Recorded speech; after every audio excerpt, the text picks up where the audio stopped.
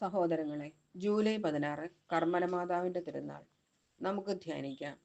ഏലിയ പ്രവാചകൻ അനേക വർഷം ജീവിക്കുകയും തപസ്സനുഷ്ഠിക്കുകയും ചെയ്ത പ്രദേശമാണ് കാർമൽ മല.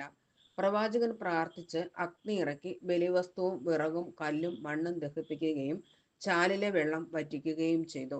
1 രാജാക്കന്മാർ 42 മുതൽ 44 വരെ. അവൻ മുട്ടുമടക്കി നിലം വരെ കുനിഞ്ഞ് മുഖം മുട്ടുകൾക്കിടയിലാക്കിയിരുന്നു.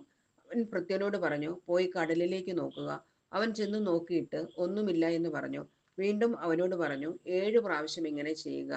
7-ാം പ്രാവശ്യം അവൻ പറഞ്ഞു, ഇതാ കടലിൽ നിന്ന് മനുഷ്യകരത്തോളമുള്ള ചെറിയ ഒരു മേഘം പൊന്തി വരുന്നു. ഏലിയ അവനോട് പറഞ്ഞു, മഴ തടസ്സമാകാതിരിക്കുവാൻ രഥം പൂട്ടി പുറപ്പെടുക എന്ന് ആഹാബിനോട് പറയുക. ഇസ്രായേലിൽ മെഡിറ്ററേനിയൻ കടലിലേക്ക് തള്ളി നിൽക്കുന്ന ഒരു മുനമ്പുണ്ട്. ഇതിന് 1800 അടി ഉയരത്തിൽ സ്ഥിതി ചെയ്യുന്ന ഒരു മലയുണ്ട്. അതാണ് കാർമൽ മല അഥവാ കാർമൽ മൗണ്ട്. ഈ മലയുടെ പേരിന്റെ അർത്ഥം ഫല ഉദ്യാനം എന്നാണ്. 12-ാം നൂറ്റാണ്ടിൽ ഈ മലയിൽ ഒരു സംഘം സന്യസ്തർ സന്യാസ ജീവിതം ആരംഭിച്ചു. ഈ സന്യസ്തർ താമസിച്ചിരുന്ന മല കർമ്മലമല ആയതുകൊണ്ട് അവർ കർമ്മലീത്ത സന്യാസികൾ എന്നറിയപ്പെട്ടു. അവർ അവരുടെ സ്വർഗീയ മധ്യസ്ഥയായി പരിശുദ്ധ കന്യകാമറിയത്തെ തിരഞ്ഞെടുത്തു. അതുകൊണ്ട് മാതാവിന് കർമ്മല മാതാവ് എന്ന വിശേഷണം കൈവന്നു.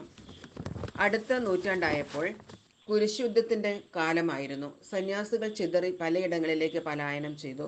കുറെ പേർ ഇംഗ്ലണ്ടിൽ സന്യാസ ജീവിതം ആരംഭിച്ചു. അവിടുത്തെ അവരുടെ 6-ാമത്തെ സുപ്പീരിയർ സൈമൺ സ്റ്റോക്ക് എന്ന വിശുദ്ധനായിരുന്നു. അദ്ദേഹം തൻ്റെ സഭയ്ക്ക് വേണ്ടി നിരന്തരം മാതാവിനോട് പ്രാർത്ഥിക്കുകയും അങ്ങനെ 1251 ജൂലൈ 16-ാം തീയതി മാതാവ് വിശുദ്ധന്റെ മുൻപിൽ പ്രത്യക്ഷപ്പെടുകയും ഒരു ഉത്തരീയം അഥവാ വെന്തിങ്ങ സമ്മാനിക്കുകയും ചെയ്തുകൊണ്ട് പറഞ്ഞു, ഇത് ധരിക്കുക. സഭാമക്കൾ എല്ലാവരും തന്നെ ഇത് ധരിക്കണം. ഇത് പ്രത്യേകമായ വിധത്തിൽ പരിശുദ്ധ മറിയത്തിന്റെ സംരക്ഷണ തണലിലായിരിക്കുന്നതിനുള്ള ആചാരവും ഉറപ്പുമായിരിക്കും. മരണാനന്തരം അവർ ഒരിക്കലും നിത്യശിക്ഷയ്ക്ക് അർഹരാകുകയില്ല. അങ്ങനെ കർമ്മലീത്ത സന്യാസിമാരെല്ലാവരും ഉത്തരീയം അവരുടെ കഴുത്തിലെ ആവരണമായി ധരിക്കുന്നു. പിന്നീട് അത് സാധാരണക്കാരും ധരിക്കാനിടയായി. ഉത്തരീയം എന്നതുകൊണ്ട് ഉദ്ദേശിക്കുന്നത് പരിശുദ്ധ അമ്മയുടെ തോൾ വസ്ത്രത്തിന്റെ ഒരു ചെറിയ പതിപ്പാണ്. നമുക്ക് പ്രാർത്ഥിക്കാം.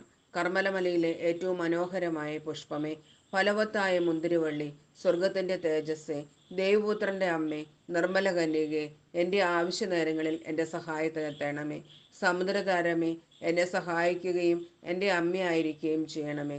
പരിശുദ്ധ മറിയമേ, ദൈവമാതാവേ, ആകാശത്തിൻ്റെയും ഭൂമിയുടെയും രാജ്ഞിയായിരിക്കുന്നവളെ, എൻ്റെ എല്ലാ ജീവിത അഭിലാഷങ്ങളും എനിക്ക് സാധിച്ചു തരുവാൻ താഴ്മയോടെ എൻ്റെ ഹൃദയത്തിൻ്റെ അടിത്തട്ടിൽ നിന്ന് ഞാൻ പ്രാർത്ഥിക്കുന്നു. ഓ എൻ്റെ അമ്മേ, ഞങ്ങൾക്ക് വേണ്ടി പ്രാർത്ഥിക്കണമേ.